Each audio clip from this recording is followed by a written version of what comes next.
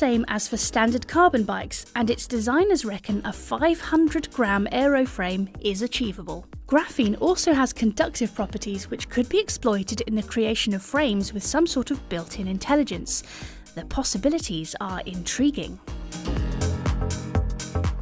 Imagine if you never had to clean your bike ever again. How amazing would that be?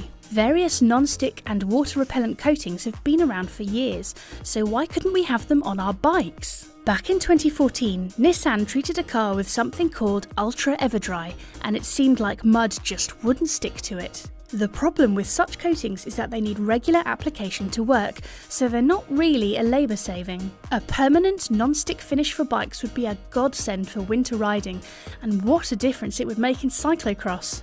Washing bikes in winter is an unpleasant task, and one that can actually damage your pride and joy if you do it wrong and blast water into your bearings. The bike of the future might just need a quick shake for all the mud to slide off. We've already got wireless gear shifting on the road, and it will certainly appear on mountain bikes soon enough, but what about the rest of your bike's components? Brakes, droppers and suspension could all be controlled wirelessly, making for cleaner, more user-friendly designs. Magura has already made an electronic dropper called the Viron, although a hefty price tag and lack of user-friendliness mean it's not been terribly popular.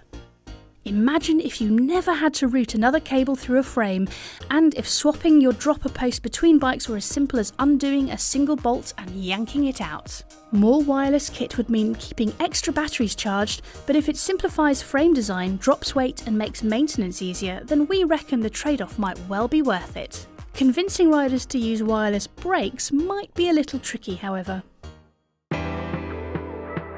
Modern mountain bike suspension is pretty incredible, combining lightweight with truly impressive performance. At the moment, on-the-fly adjustments tend to be limited to climbing lockouts and the like, but what if you could precisely adjust damping as you rode? Fox's never quite available live valve promises to offer something along these lines, but what we'd really like to see is a true magnetorheological damping setup as found on certain supercars like the Audi R8.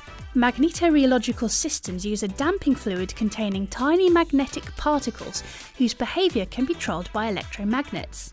By precise adjustment of a magnetic field, the viscosity of the fluid can be altered. In practice, this means you could radically adjust the feel of your suspension with the flick of a switch, or a computer could manage its behaviour for optimum performance.